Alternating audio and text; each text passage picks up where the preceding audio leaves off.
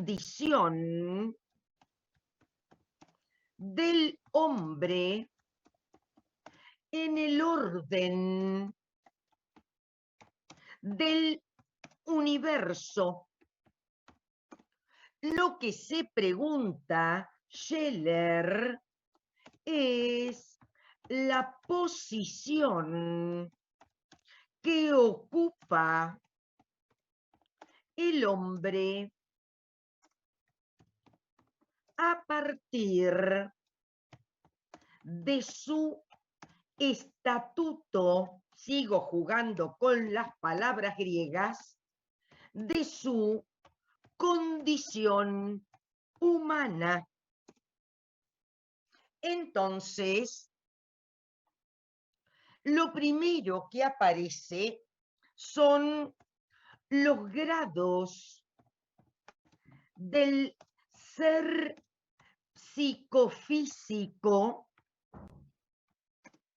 comenzando por la planta como la mínima unidad de lo viviente y terminando con el hombre como el punto máximo de un largo recorrido por los distintos grados de lo viviente.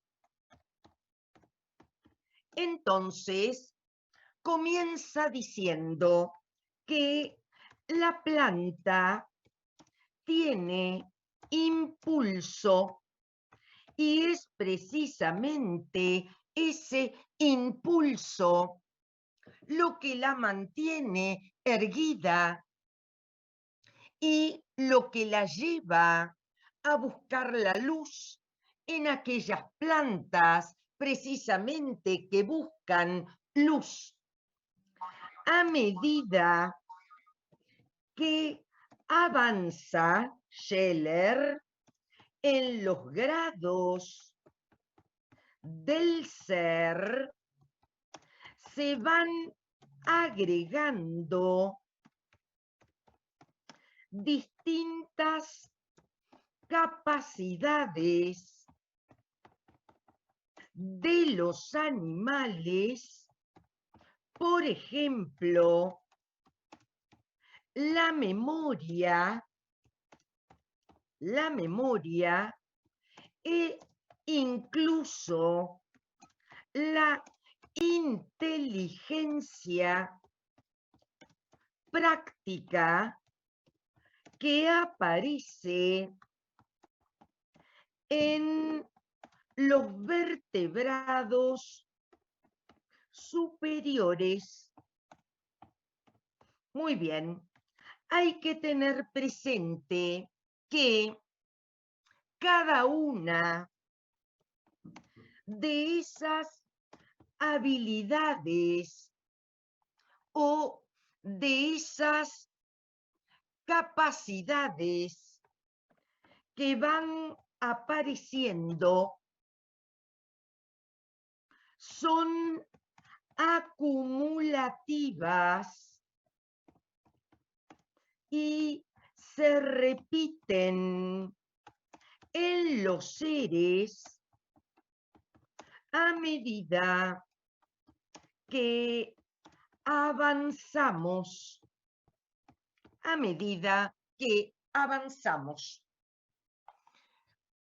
Pero me esperan que tengo que admitir a alguien, pero Scheller sostiene que al llegar al hombre, al llegar al ser humano, se produce algo de otro orden que no ha aparecido en los seres anteriores, y ese algo es el espíritu. Ese algo es el espíritu. Esto implica una perspectiva espiritualista en Scheler que sostiene, cuidado con lo que viene, un elemento heterogéneo presente en el hombre. Ese elemento es el espíritu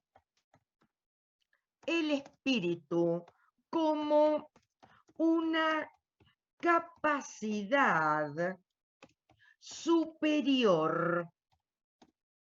Cuando hablo de un elemento heterogéneo, cuando hablamos entonces de un elemento heterogéneo, esto significa que su naturaleza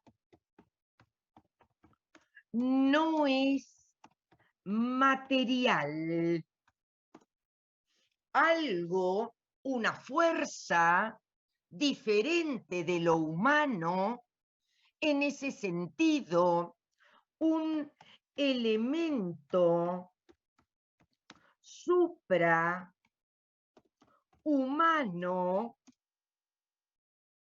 como puede ser el espíritu, como puede ser lo absoluto, como puede ser la figura de Dios, un elemento suprahumano se filtra, por decirlo de algún modo, en la materia y el resultado es el ser humano que difiere cualitativamente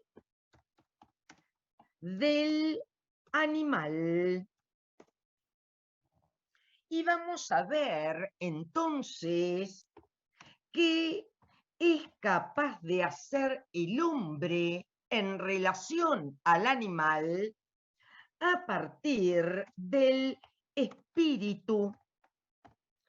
Y entonces decimos que a partir del espíritu, el hombre es consciente de sí mismo y además es consciente de su libertad. Según Scheler, el espíritu es lo que habilita al hombre para tomar conciencia de su ser finito, pero también de su libertad de elección, cosas que no se dan en el animal. En el animal no hay ni conciencia de uno mismo, de sí mismo, no hay conciencia de la finitud, del ser temporal, ni hay tampoco conciencia de la libertad y de la elección que la libertad conlleva. La conciencia de la libertad y conciencia de la elección que la misma libertad otorga.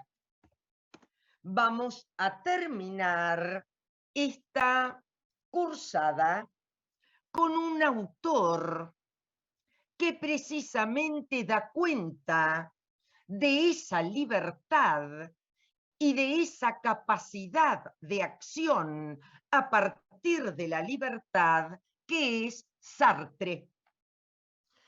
Voy a querer desviarme mínimamente de Scheler y voy a introducir a Michel Foucault, precisamente de quien hoy hablé. Voy a introducir a Michel Foucault a partir del concepto de conciencia de uno mismo que el hombre posee como nota diferenciada. Voy entonces a recurrir a dos expresiones griegas que Michel Foucault analiza en el mundo griego y que guardan relación con el tema que estamos tratando, que guardan relación con el tema. Estoy, creo, que escribiendo bastante mal hoy, que guardan relación con el tema. El primer término al que hace mención es epimeleia geautu. Ahí lo dejo. Y el segundo término es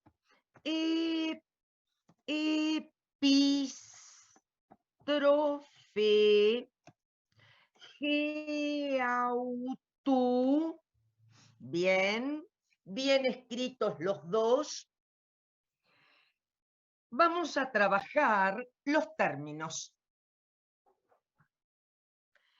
Ambos repiten, como puede verse, la expresión geautu, que significa en griego sí mismo, uno mismo. Primeramente eso, porque es de eso de lo que estamos hablando, la conciencia de uno mismo como hecho antropológico. Epimeleia significa cuidado, atención, preocupación, inquietud de sí mismo, de uno mismo, agregándole ese reflexivo geautú que aparece en la expresión. El verbo epimeleomai, o vamos a ponerlo en su voz activa, el verbo epimeleo es cuidar, atenderse, preocuparse, tomarse bajo la dirección de uno mismo, de sí mismo. Estamos trabajando en un terreno fuertemente antropológico, porque el hombre parece ser la única criatura que puede tomarse bajo la dirección de sí mismo. El segundo término, epístrofe, significa giro, vuelta, retorno sobre sí mismo, sobre uno mismo, agregándole siempre el reflexivo. Y el verbo, he dado los sustantivos y los verbos, ya cuando lo vean no va a traer dificultades. El verbo epistrofeo significa retornar, volver, girar sobre uno mismo. Eso es precisamente lo que el hombre puede. El hombre, a diferencia del animal,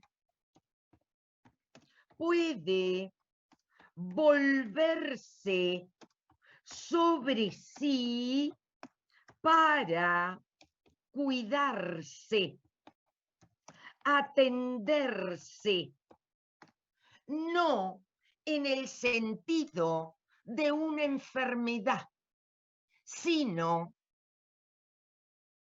en el sentido, se trata entonces del sentido ético, antropológico de convertirse en una persona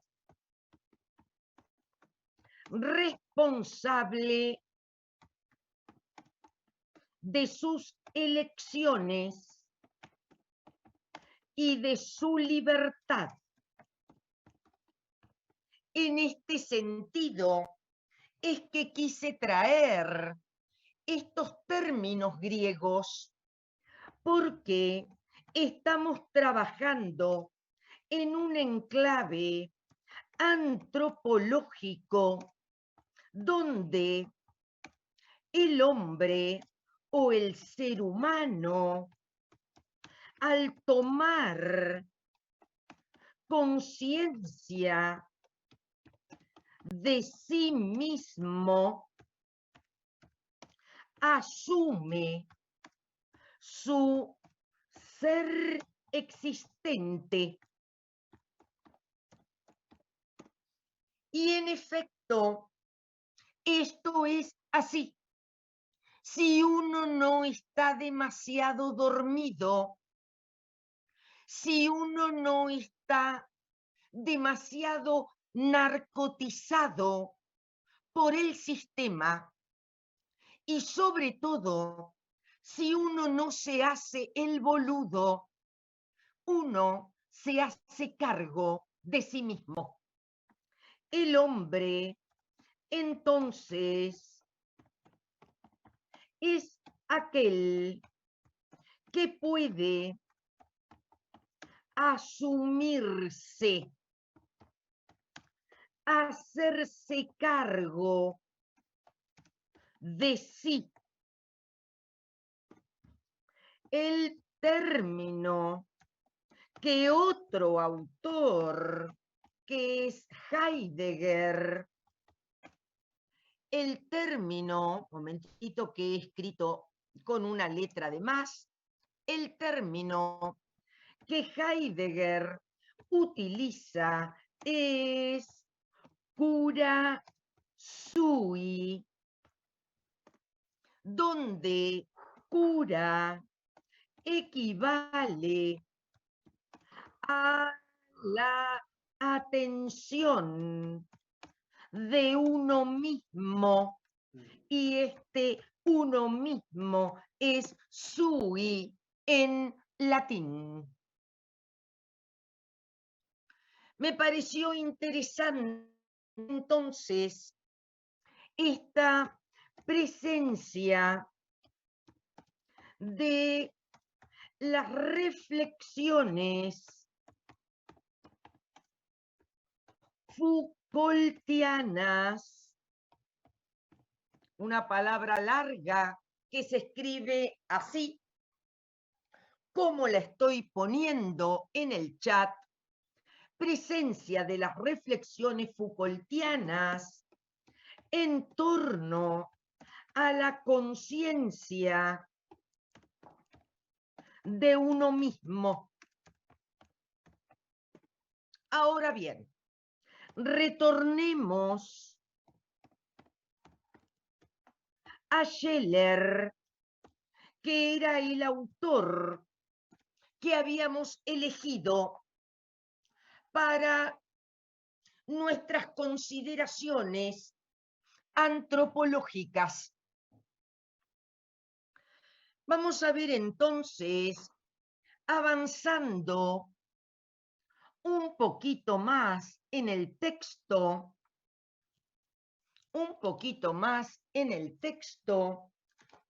sobre todo luego de ese camino que hiciera pasando por los grados, hola Mati, pasando por los grados del ser psicofísico y llegando a esa capacidad superior en el hombre que era el espíritu, y todas las derivaciones que hemos tenido vinculando el término de la conciencia de uno mismo, tanto con el concepto de epimeleia geautú como con el concepto de epistrofe geautú.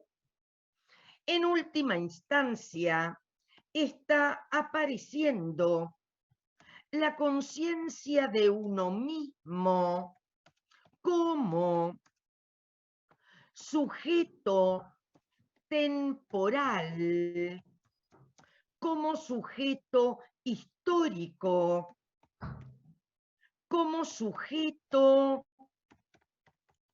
que se juega en una temporalidad que implica a su vez la conciencia de la finitud,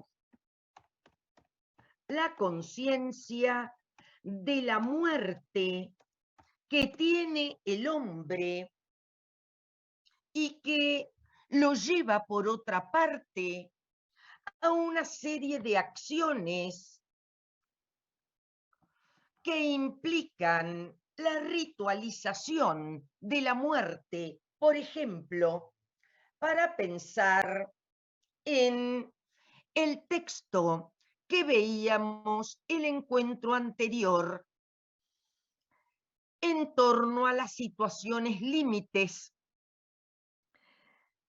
Vamos a ver en Scheller que el animal está incrustado en la naturaleza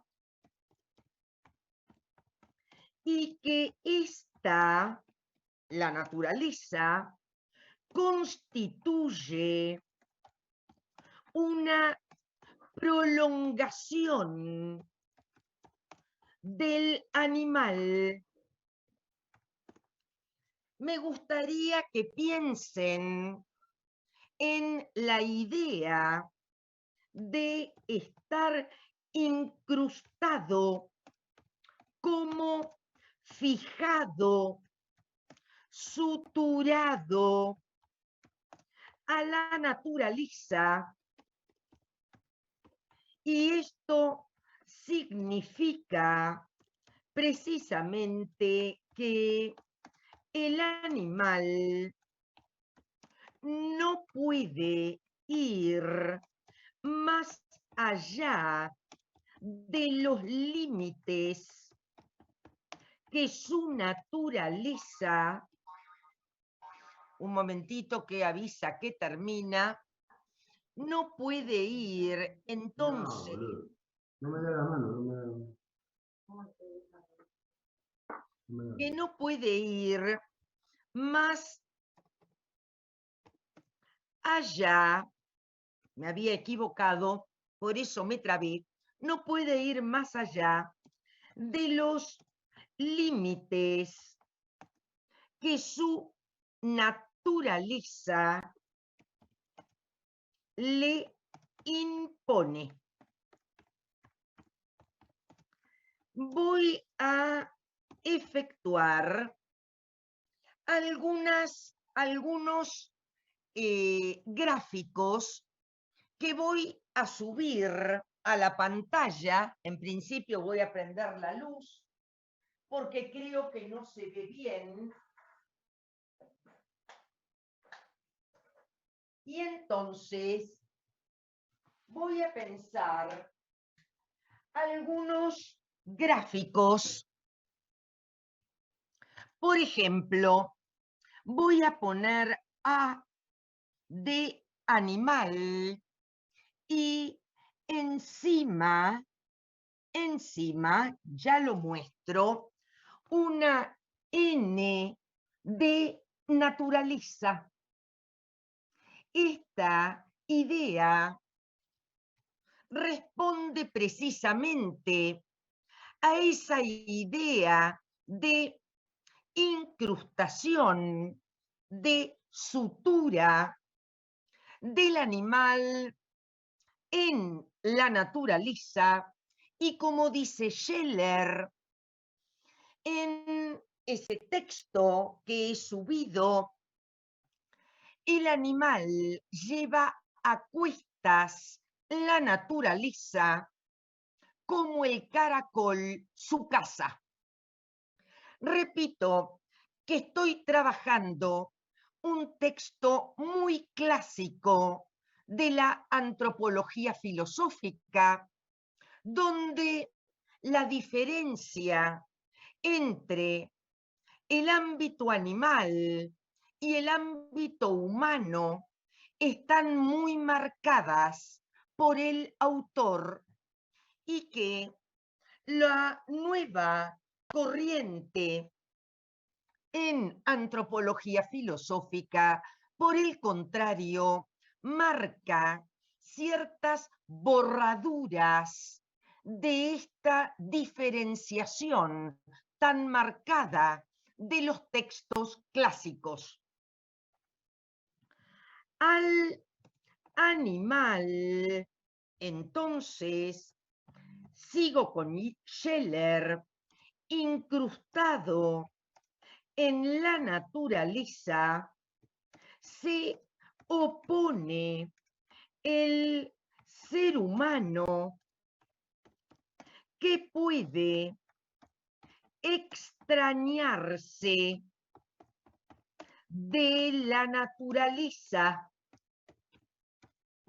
que puede extrañarse, esto es, separarse, crear un hiato entre él y la naturaleza y convertirla, cuidado con lo que viene, y convertirla en un objeto de inquietud, y a esto, a este distanciamiento y a esta posibilidad de transformar el objeto en un objeto de investigación, a esto Scheler lo denomina objetivación.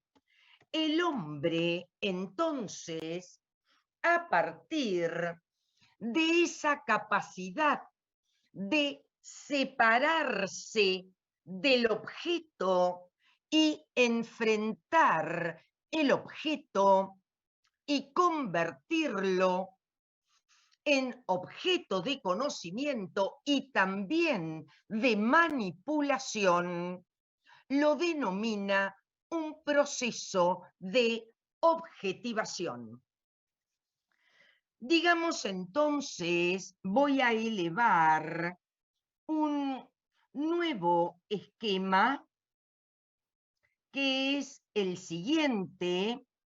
Voy a pensar en hombre y animal y voy a pensar nada que ver con los diagramas de Venn. Se me ha ocurrido esto porque me viene bien para marcar la intersección, pero nadie imagine nada raro. Podría haber sido perfectamente otro dibujito. Esa intersección que aparece allí marcada, esa zona de intersección que aparece en el gráfico, que por supuesto para entender la clase habrán tenido que copiar, es la base fisiológica o sustrato biológico y es el punto de parentesco, cosa que debería poner entre comillas, ahora digo por qué, entre ambos ámbitos, el humano y el animal. Aparecerán en esa zona común las necesidades básicas, son las necesidades básicas, fisiológicas básicas, son las o los elementos comunes, pero que en el hombre están mediatizados por la cultura, en la medida, ahora explico por supuesto, en que el ser humano es un sujeto cultural, es un hacedor de cultura, un hacedor de cultura.